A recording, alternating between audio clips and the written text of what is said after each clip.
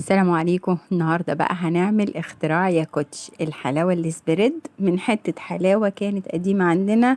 الولاد غضبوا كده عليها ومش راضيين ياكلوها. اوعي ترميها. عارفة كده حتة الحلاوة لما تتركن شوية في التلاجة عندك وتلاقيها مسيلة شوية كده وملزقة وخلاص بقى ومحدش راضي ياكلها. طبعا انتي اول حاجة تعمليها انك هوب معبيها في كيس ويلا بالسلامة.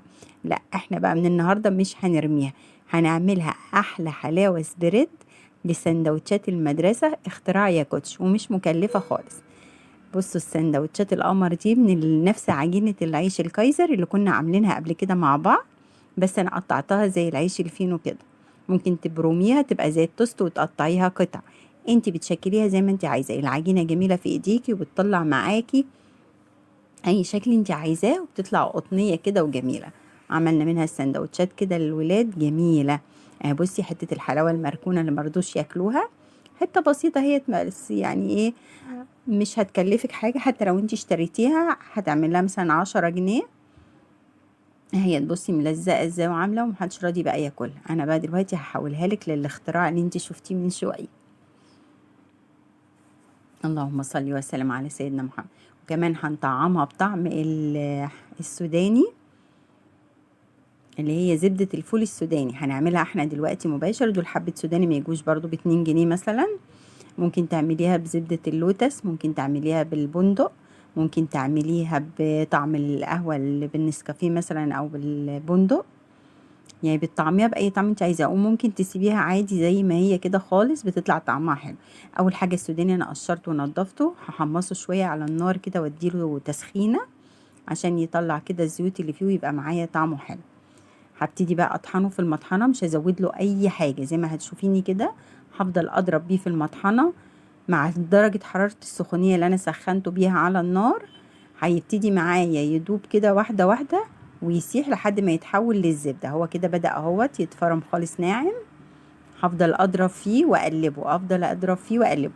في ناس ممكن تزود قطعه زبده، بس انا لا، انا بيتحول معايا لزبده السوداني، الفول السوداني، من غير ما ازود له اي زبده. هو بيبقى كده طبيعي. الولاد بيحبوه جدا. ممكن هو على فكره زبده الفول السوداني دي تتعمل سندوتشات برضو لوحدها، بس انا بحب اعلي القيمه الغذائيه للولاد معايا فبحطها معاهم في الحلاوه. اهو بصي بدات تسيل ازاي وتبقى عامله زي الزبده.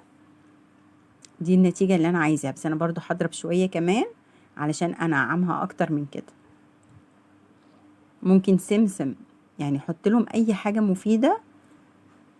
طبعا الدراسة بتبقى محتاجة تركيز، فلازم ندي للولاد معاهم الساندوتش يكون مغذي معاهم ويشبعهم وفي نفس الوقت يديهم طاقة. انا هضربها تاني شوية اهي. بصي المنظر بقت بالظبط زبدة فول سوداني اهيت. ممكن بدل السوداني اي حاجة انتي حباها، ممكن بندق، ممكن لوز، ممكن عين جمل. ممكن تشتريها جاهزة، ممكن ما تحطيش خالص زي ما قلتلك. انتي انتي ورغبتك يعني.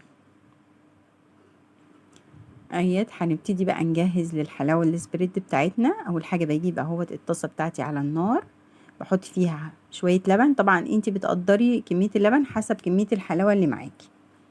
انا حطيت هنا حوالي ربع كوبايه، وهحط عليها معلقه شوكولاته من اللي هي السايله اللي بتتباع في العلب دي. ما عندكيش وعندك كاكاو خام او كاكاو اللي هو دريم، ده طعمه بيبقى جميل قوي. هتحطي منه معلقتين مع قطعة زبدة مع شوية اللبن، وهتقلبيهم مع بعض لحد ما يعملوا صوص الشوكولاتة. هتبتدي بقى تنزلي بالسوداني والحلاوة بتاعتك وتقلبيهم على بعض كده. خلاص بقى عندك الحلاوة الاسبريد. انا هنا حطيت الشوكولاتة ديت لان ما كانش عندي كاكاو، وحطيت بقى هنا زبدة الفول السوداني. هبتدي برضو اقلبها معاها لحد ما تتجانس مع الشوكولاتة واللبن. اهي الحلاوه بصي سايحه ازاي وعامله ازاي، مش راضيين بقى ياكلوها خلاص، لا مرميهاش. ابتدي بقى انا احييها من اول وجديد واحولها لهم للقمر بقى اللي انتوا شفتوه معانا والطعم الجميل.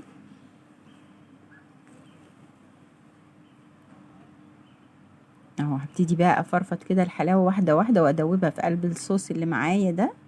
خلاص كده خلصت. حاجه بسيطه وسهله، ومن حاجه كنا هنرميها حولناها لحاجه لذيذه ومغذيه في نفس الوقت لولادنا.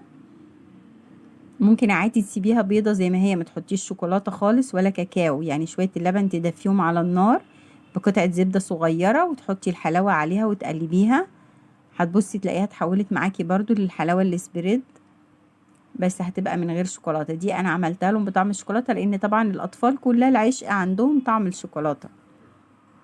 انا لقيتها لونها فاتح شوية فزودت لها معلقة شوكولاتة كمان. هي بالكاكاو على فكرة بتبقى اغمق لان الكاكاو بيبقى برضو تقيل، بيبقى كاكاو خام بيطلع معاكي النتيجة حلوة. بس انا طبعا عملت بالشوكولاتة، هي كده كده موجودة عندي فعملت منها، وهي كمان بطعم البندق فقلت برضو هتعزز الطعم معايا وتخليه حلو. هقلبها شوية، اول ما هتبتدي احس انها هتغلي هطفي عليها علشان عرق الحلاوة بتاعنا ما يشدش. احنا عايزينها سايلة، مش عايزينها تبقى فيها عرق حلاوة ويشد معانا، انا عايزاها سايلة كده. فمجرد ما هلاقيها غليت كده هعرف انها كده تمام، هطفي بقى عليها.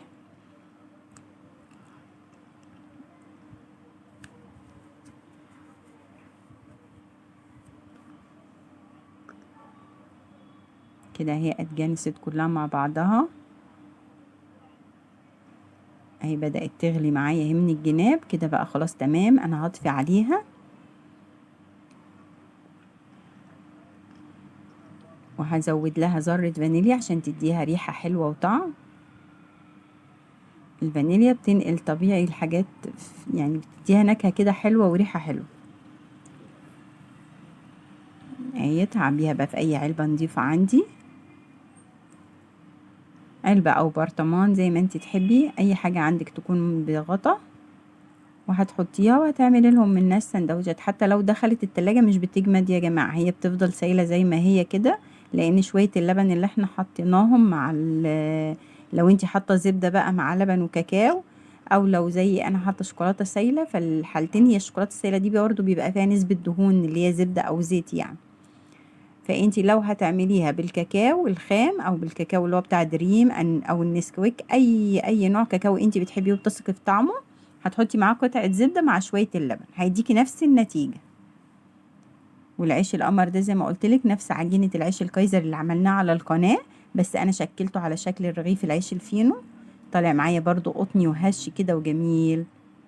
وهجرب مرة اعمله لكم توست واوريه لكم برضو على القناة، للي بيحب برضو العيش التوست كده بالليل ياكله برضو بالجبنة او بالشوكولاتة ديت، حاجة لذيذة جربوها مش هتخسروا.